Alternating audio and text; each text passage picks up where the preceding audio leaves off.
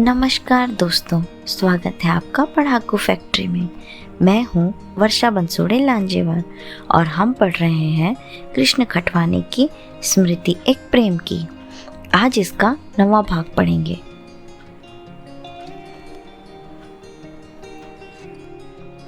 एक दिन जब मैं पढ़ाई से खाली पीरियड में पेड़ों के उस झुरमुट की ओर गया था जहाँ हम प्रायः मिला करते थे, तो वहाँ मुझे एक दूसरी लड़की दिखाई दी थी। वह पेड़ से कोई चीज़ तोड़ने की कोशिश में बार बार उछल रही थी। मेरी ओर उसकी पीठ थी। उसका सुडौल शरीर उछलते समय लरज उठता था। नज़दीक जाकर देखने पर मेरे आश्चर्य का ठिकाना न रहा। वह और कोई नहीं थी, नंदिनी ही थी। वह तितली को पकड़ने की कोशिश कर रही थी, परंतु उस डाल तक पहुंच नहीं पा रही थी जहां वह तितली बैठी थी।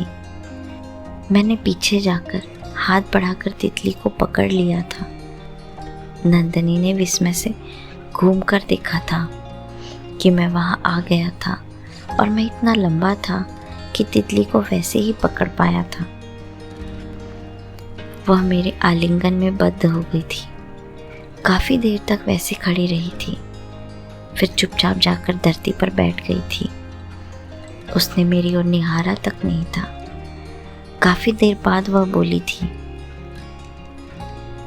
तुमने मुझे डरा दिया।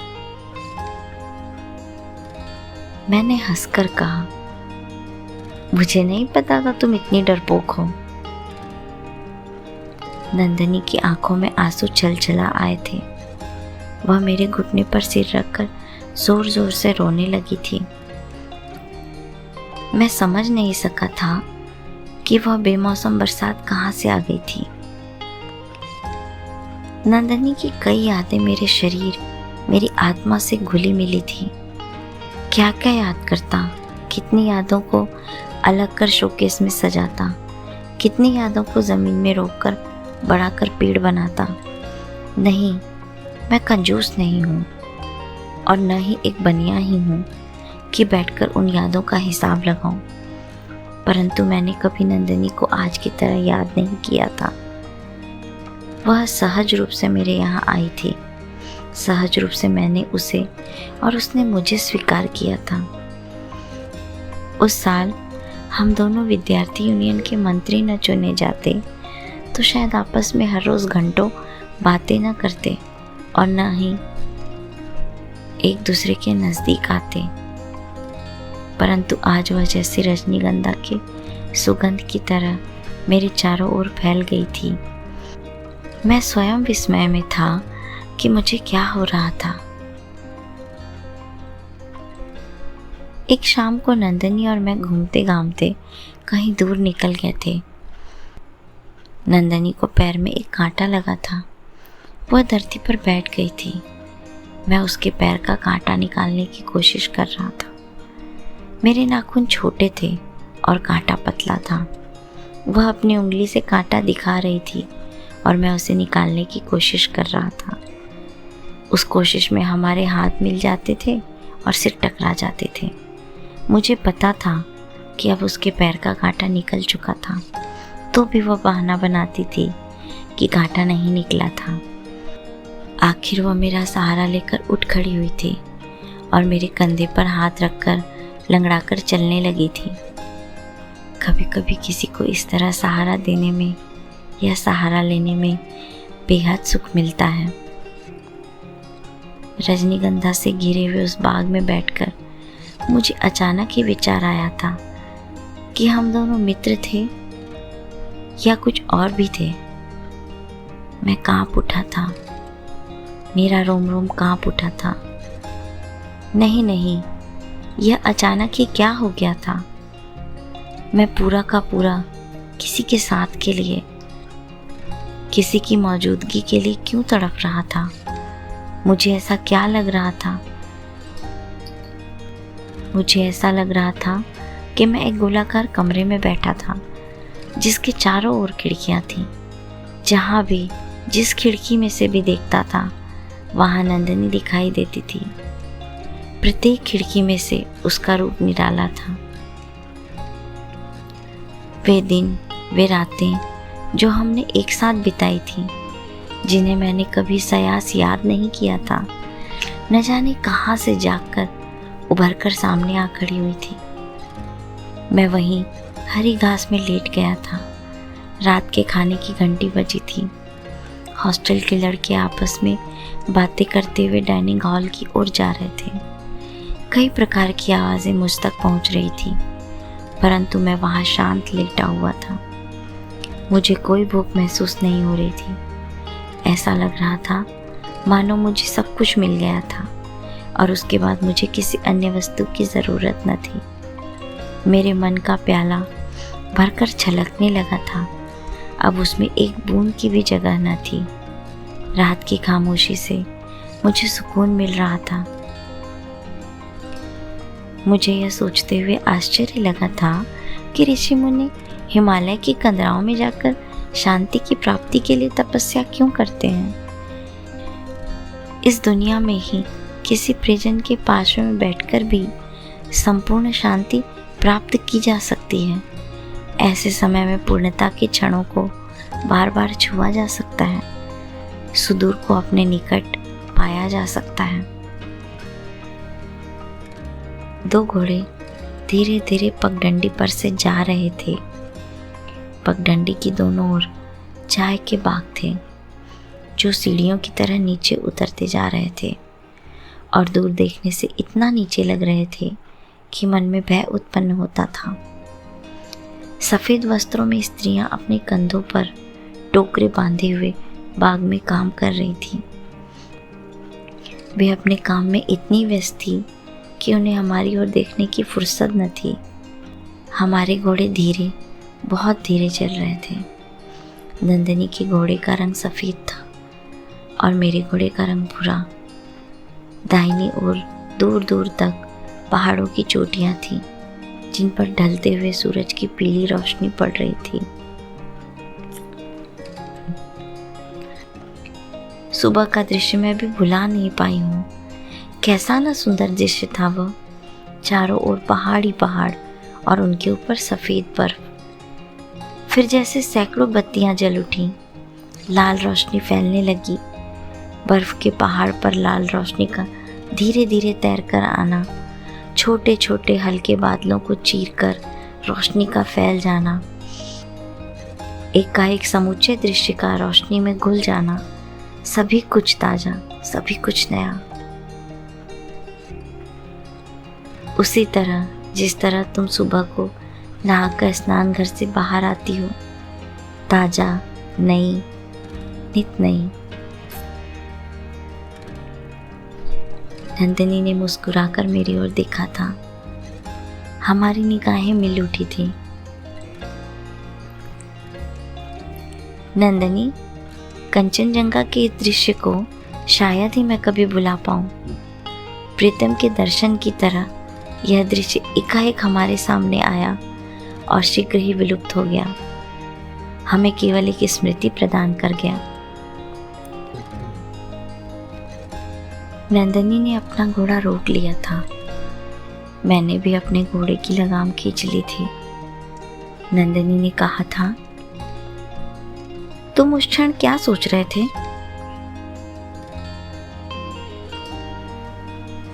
कि हम दोनों कितने लघु और क्षणभंगुर हैं, ओस की दो बूंदों की तरह प्रकाश होने पर गायब हो जाएंगे।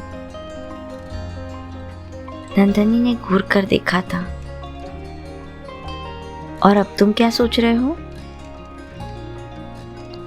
सोच रहा हूं, हम ओस की दो बूंद नहीं हैं, परंतु इस सृष्टि का सार हैं। नंदिनी नहीं हंसी थी, वह मुझे एकटक देखती रही थी। मुझे डर लग रहा है। कैसा डर? कितना सौंदर्य भरा है इस सृष्टि में और कितना आनंद है हमारे मन में। लगता है खूबसूरती का यह जादू, खुशी के ये फुवारे, सपनों के समान दिन और मधुर गीतों की तरह रातें सच नहीं हो सकती। सब माया है, मन को तड़पाने वाली, रुलाने वाली और न टिकने वाली। मैंने हाथ बढ़ाकर नंदिनी का हाथ पकड़ लिया था। सचमुच ही उसका हाथ कांप रहा था। डरते नहीं है नंदिनी? कंचनजंगा दृश्य के 2 क्षणों के लिए हमने कितनी परेशानी उठाई, कितना पैदल चले। कुछ क्षणों के सच्चे आनंद के लिए हम सारी उम्र कुर्बान कर सकते हैं। शीघ्र ही नंदिनी ने अपने को संभाल लिया था। उसने बरौनियों से लिपटे 2 आंसू पोंछ लिए थे और उसका घोड़ा चलने लगा था।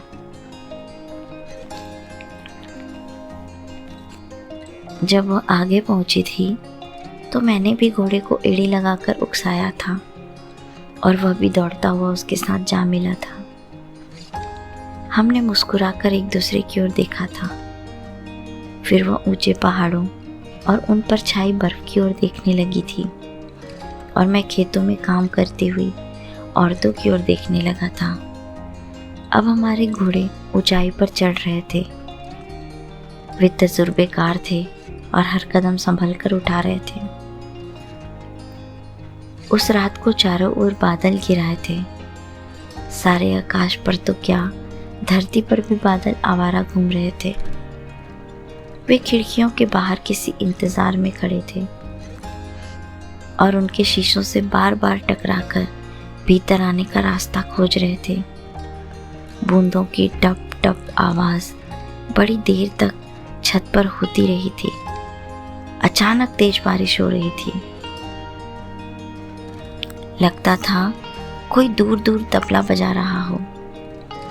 फिर तबला वादक निकट आ गए थे और आवाज बढ़ गई थी।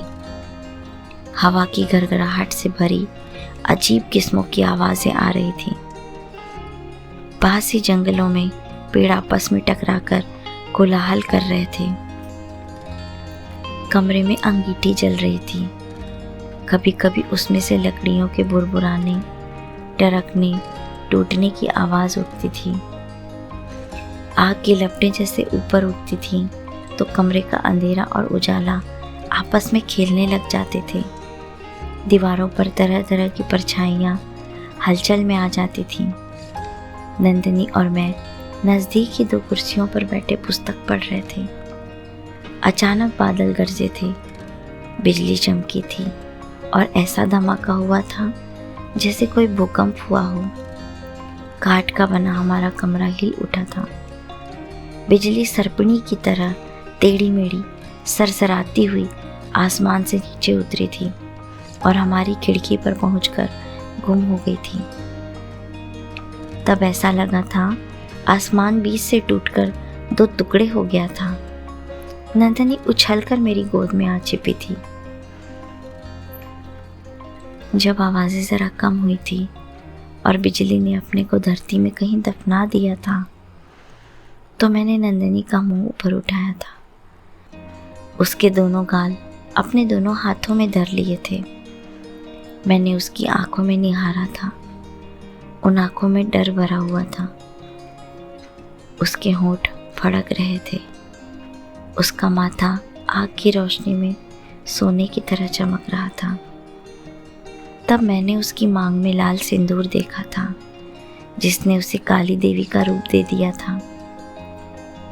मैं क्यों कर भूल गया था कि उससे 2 दिन पहले ही रजिस्ट्रार के यहाँ हमारा विवाह हुआ था और उसके बाद हम पहाड़ों पर।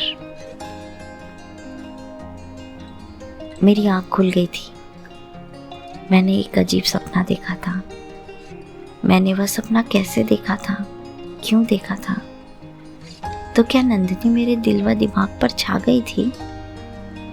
मुझे पता न था कि प्रेम क्या होता है, प्रेम किसे कहते हैं।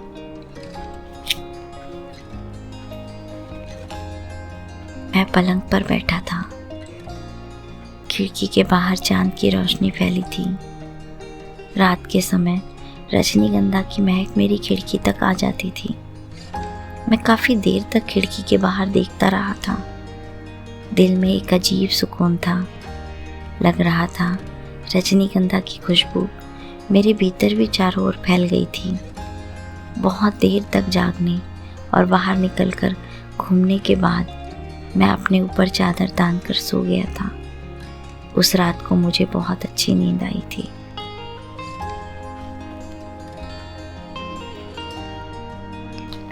सत्येन ने अपने हृदय में उपस्थित नंदिनी के प्रति प्रेम को महसूस कर लिया है। अब क्या वह अपने प्रेम को नंदिनी के सामने प्रकट करेगा? जानने के लिए जुड़े रहें मेरे साथ। वीडियो को लाइक करें, शेयर करें, चैनल को सब्सक्राइब करें और हाँ, बेल आइकन ज़रूर दबाएं। धन्यवाद। जय भारत।